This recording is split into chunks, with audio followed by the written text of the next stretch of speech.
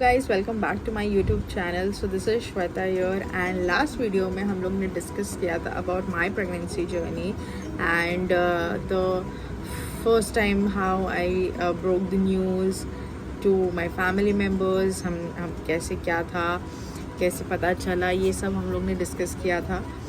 अभी my first trimester, second, third, ये कैसा था, हम ये डिस्कस करेंगे हमारे आज के वीडियो में। So let's begin. Firstly, it's a beautiful feeling because पहले तो यार आप अपग्रेड हो रहे हो, you're being a mom, तो ये फीलिंग ही कुछ अलग है। आई नो कि स्टार्टिंग में इनिशियली जब मुझे पता चला था कि यार that I'm pregnant, I was very much nervous. I was like कैसे होगा, क्या होगा, oh my god. And of course the delivery part, वो तो सब लेडीज़ के लिए एक नाइटमेयर जैसा ही होता है कि यार कैसे क्या होगा। एंड सीरियसली दैट थोड़ा सा टेक्निकल इश्यूज, सो तो यार बहुत नाइटमेयर ही होता है सब लेडीज़ के लिए कि कैसा क्या होगा। सो मेरे लिए भी वो सेम ही था। I was also very much nervous and every time I used to feel कि भाई अभी क्या होगा मेरे साथ, अब मेरी बॉडी के साथ, मतलब लाइक क्या चेंजेस होगा। Every passing month I used to feel the same कि भाई अभी कुछ होगा, अभी कुछ होगा, अभी कुछ होगा। एंड मैं बहुत चेक रखती थी अपने सारी चीज़ों पे। I used to be like very much alert with all my emotions, feelings कि भाई अभी मुझे क्या फील हो रहा है। एंड अगर मैं कभी भी सिक होती थी, जो कि मैं हुई ही नहीं, तो actually you know what, I don't know, ये बाकियों के साथ ऑफ कोर्स होता है। मैं I was different. I have never heard something which happened with me with anybody else, because मैं वेट कर रही थी कि यार अभी कुछ ना कुछ होगा। एंड लाइक जिससे जो हम सो कॉल देखते हैं मूवीज़ में कि यार वॉमिट हो रहा है, नॉशिया हो रहा है, फिर फटीग फील कर रहे हो, या तो आपको वॉमिटिंग हो रहा है, चक्कर आ रहा है, ऐसा कुछ होगा। So I waited. First month nothing happened, second month nothing happened, third month nothing happened. अच्छा, so we'll make it short. First trimester nothing happened, second trimester nothing happened, and third trimester nothing happened. So basically मुझे कुछ भी नहीं हुआ throughout the pregnancy and I was like what, ऐसा भी होता है। तो जब मैं डॉक्टर के पास जाती थी for checkup and I used to share this कि यार डॉक्टर कुछ हो नहीं रहा है मुझे, तो क्या है मतलब एग्जैक्टली। तो डॉक्टर का ये कहना था कि सबका बॉडी डिफरेंट होता है and every woman have their own experience. तो अभी आपको शायद नहीं हो रहा है, मे बी आप नेक्स्ट टाइम आप कंसीव करोगे तो शायद तभी आपको ऐसा कुछ फील हो। So like okay fine, so this was it. So my baby was so much इतनी आज्ञाकारी मेरी बच्ची है कि उसने मुझे कुछ भी ट्रबल नहीं दिया through out my pregnancy. I felt nothing, in fact मुझे क्रेविंग भी नहीं होता था। सीरियसली अगर मैं एकदम कॉन्शियसली अगर मैं सोचूं कि भाई अगर मुझे ऐसा कभी कुछ हुआ हो, तो यार मुझे जो मैं फ़ील करती हूँ वही फील हो रहा था। अलग से मुझे ऐसा कभी आउट ऑफ द ब्लू कि भाई मुझे ऐसा कभी फील नहीं हुआ कि यार मुझे ये खाना है जो कि मैं कभी खाती ही नहीं हूँ, या मुझे वो खाना है। मेरे को तो ऐसे भी कुछ ना कुछ खाना होता है, मतलब जो नॉर्मली मैं फ़ील करती हूँ वही मुझे खाना था और कुछ नहीं। तो यार मुझे तो कुछ भी नहीं हुआ, कुछ भी नहीं हुआ। जब 6-7 मंथ्स प्रेग्नेंट में थी तभी मुझे ऑफकोर्स वो बटरफ्लाई, वो किक्स वगैरह ये सब चीज़ें फील होती थी। बट अपार्ट फ्रॉम दैट मुझे ऐसा कुछ अलग फील नहीं होता था, लाइक वॉमिट या ऐसा कुछ सिकनेस के रिलेटेड या हेल्थ के रिलेटेड ऐसा कुछ अलग नहीं फील होता था। सो इसके लिए ये जो वीडियो है वो बहुत ही शॉर्ट है कि मेरी प्रेगनेंसी जर्नी में एग्जैक्टली क्या हुआ। इसके लिए जब मैं प्रेग्नेंट भी थी तब मैंने सोचा कि यार I will not shoot this, क्योंकि firstly I don't have anything to shoot, क्योंकि क्या बताऊँ मैं कि यार मुझे क्या हो रहा है, बिकॉज मुझे कुछ नहीं हो रहा था।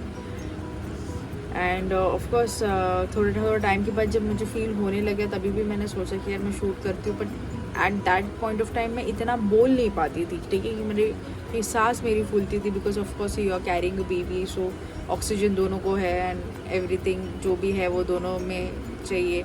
तो इसके वजह से मेरे में उतना मैं इतना फास्ट या जो भी बात करती थी तो फिर वो धीरे धीरे मैं थक जाती थी बात करते करते, या तो फूलने लगता था। तो वो that was clearly visible on the camera, so that's why I thought कि नहीं यार अभी नहीं करते हैं ये जब मैं फ्री हो जाऊँगी ये सारी चीज़ों से, and that time well I you know get time, that time I shoot, and तभी मैं अपना ये सब चीज़ें शेयर करूँगी।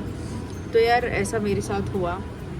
उसके अलावा अगर मैं बात करना चाहूँ कि प्रेगनेंसी जर्नी में क्या आपको और भी चीज़ें हैं जिसकी आपको ख्याल रखना चाहिए, तो यार खाना और पीना तो सबको पता है, सभी बताते हैं कि क्या खाना है, क्या पीना है, क्या हेल्दी है, क्या नहीं हेल्दी है, ये तो आप सबको ही मालूम होगा कि क्या सब चीज़ें हैं जो आपको खानी पीनी चाहिए। बट उसके अलावा which really help me out, because throughout my pregnancy I use to watch all this YouTube videos. तो उसमें बहुत सारी चीज़ों की वजह से मुझे ये सब चीज़ें देखने की वजह से मुझे बहुत सारी हेल्प मिली। तो उसमें जो सबसे ज़्यादा इम्पॉर्टेंट चीज़ जो थी वो थी कि आपको क्या क्या बेबी के लिए कैसे क्या प्रिपरेशन करना है, डिलीवरी के लिए क्या क्या प्रिपरेशन करना है, हॉस्पिटल के लिए आपको क्या क्या प्रिपरेशन करना है, जैसे कि बहुत पैक बैग्स वीडियोस जो होते थे जो हॉस्पिटल लेके जाना चाहिए आपको, जो आपको काम आ सकते हैं। तो वो चीज़ मैंने किया, and I guess in my start of my 9th month मैंने सारी चीज़ें, ऑलमोस्ट सारी चीज़ें मैंने पैक कर ली थी।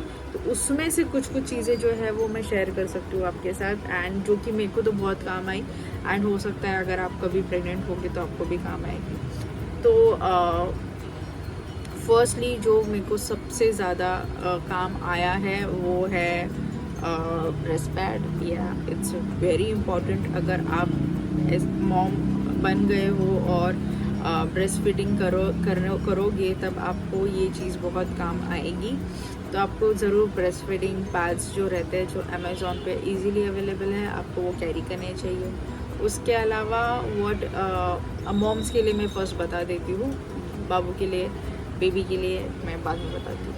तो ब्रेस्ट फीडिंग पैड्स जो एक थे वो ये, एंड उसके बाद फिर आप जो यूज़ कर सकते हो वो है पीरियड्स के लिए जो पैड्स होते हैं जो XXL होते हैं। अगर आपका नॉर्मल डिलीवरी होता है या सीजरिंग सेक्शन होता है, दोनों में से कोई भी अगर आपको होता है तो आपको पैड्स कैरी करने चाहिए, जो कि अमेज़ॉन पे अगेन अवेलेबल रहते हैं, जो कि आप मेटर्निटी पीरियड्स पैड ऐसे अगर आप सर्च करोगे तो आपको बहुत सारे ऑप्शंस अवेलेबल हो जाते हैं। तो आप उसमें से आप जो भी आपको प्रेफरेबल रहेगा वो आप कैरी कर सकते हो। अडल्ट डायपर या डिस्पोजेबल पैड्स भी होते हैं, जो कि आप अगर आपका सीजरिंग है और आपको टाँके वगैरह लगे हैं तो आप अगर इनर्स बहुत टाइट होते हैं, उसकी इलास्टिक बहुत टाइट होती है, तो आप वो डिस्पोजेबल पैंटी पैड्स जो होते हैं वो भी पहन सकते हैं, जो कि आपको इजीली डायपर जैसे होते हैं, बापू के जैसे डायपर्स होते हैं वैसे होते हैं, वो आप वैसे आप वेयर कर सकते हो। तो वो भी एक अच्छा ऑप्शन है और वो आप ले सकते हैं। मैंने कैरी किया था अपने टाइम पे, हालांकि मेरे को तभी तो काम नहीं आया, बिकॉज दे उनका खुद का कुछ होता है, वही आपको देते हैं वो लगाने के लिए। एंड फिर घर पे आने के बाद बट ऑब्वियस मैंने यूज़ किया था।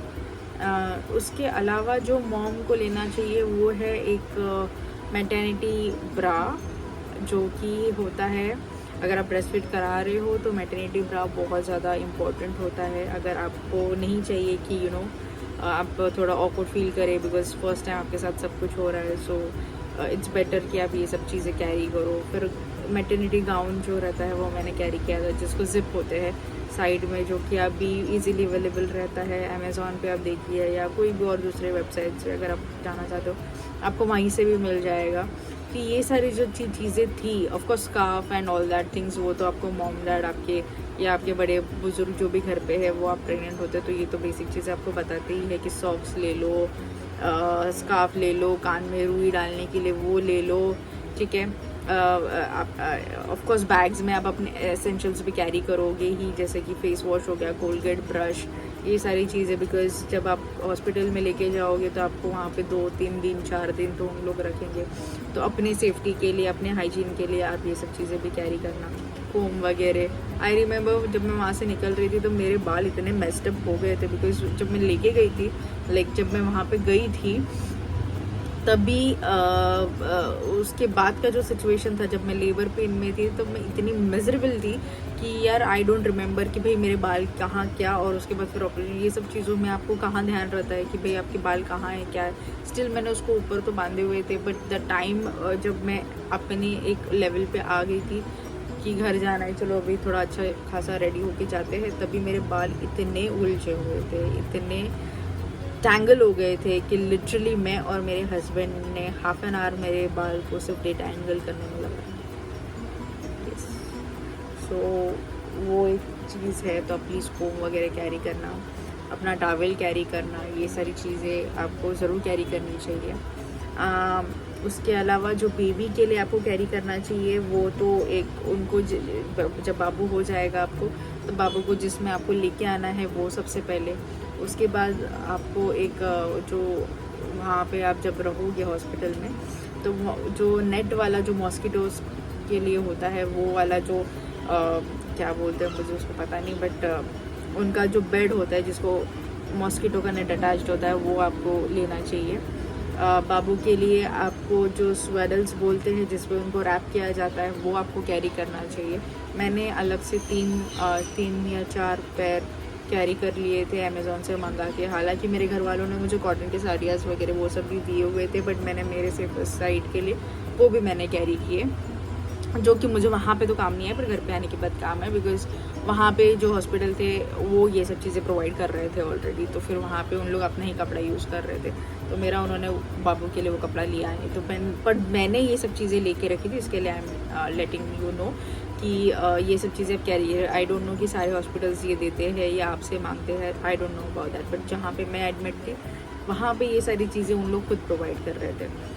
उसके अलावा जो वेट वाइप्स होते हैं वो आपको अच्छी कंपनी का आप यूज़ कीजिए, आप हिमालय या जॉनसन्स बेबी, आपको जो भी प्रेफरेबल रहेगा आप वो कैरी कर सकते हैं, क्योंकि उन लोग वहाँ पे मांगते हैं। उसके अलावा बाबू का सॉक्स, टोपी, ये सारी चीज़ें आपको कैरी करनी चाहिए बाबू के लिए, ठीक है। इसके अलावा मैंने और भी बहुत सारी चीज़ें खरीदी थी, जैसे कि मैंने बाबू के हम लोग ने वो लिया हुआ था यार, क्या बोलते हैं, नैपकिन्स वगैरह। ऑफकोर्स इस नैपकिन्स वगैरह जो रहेगा वो आपको कैरी करना चाहिए, इट्स वेरी इंपॉर्टेंट। उसके अलावा ज़्यादा परचेस करोगे तो बट ऑफिस वो तो आपको काम आएगा ही, आप बाद में जाके काम तो उसको आ ही जाएगा, बट ये सारी जो चीज़ें मैं अभी आपको बता रही हूँ ये सारी चीज़ें आपको हॉस्पिटल में काम आएगी। इसके अलावा और कुछ आई एम थिंकिंग कि कुछ मिस तो नहीं हो रहा मुझसे, but this is what it is. ये जो चीज़ें हैं ये मुझे वहाँ पे तो काम आई है, जितना उन्होंने मुझे पूछा, और मतलब पूछा कि आपने ये लाया है वो लाया है, तो ये सारी चीज़ें तो थी। बाबू के लिए तो चलो हम कैसे भी करके चीज़ें एडजस्ट कर लेते हैं वो टाइम पे, बिकॉज सब लोग बाबू के लिए इतने हर कोई उनसे मिलने आता है तो कुछ ना कुछ लेके आता है, हम कभी भी कहीं से नीचे से मंगवा के बाबू के लिए अरेंज करवा सकते हैं। पर मेन इंपॉर्टेंट मुझे ऐसा लगता है कि आप अपनी चीज़ें जो है वो तो आप कैरी करिए ही, बिकॉज आप थोड़े पीछे हो जाते हो वो टाइम पे, मतलब थोड़ा आप एक साइड पे रहते, सब बाबू बाबू बाबू ही करते हैं, तो आप अपनी तैयारी तो अच्छे से करके जाइएगा। और जो मैं मेरे साइड से अपनी तैयारी करके गई थी जिससे मुझे बहुत हेल्प हुआ, I was like me and my husband was like a pro in that, क्योंकि जो भी कुछ हो रहा था आई वॉज लाइक ये निकालो वो निकालो वो निकालो, ये लेके आए वो लेके आए, तो हम लोग तो सब लेके आए थे। ऑफकोर्स आपका प्लेट अगर आप कैरी करोगे तो अच्छा रहेगा, खुद का ग्लास, प्लेट, स्पून, ये सब एक एक चीज़ें आप कैरी करिएगा।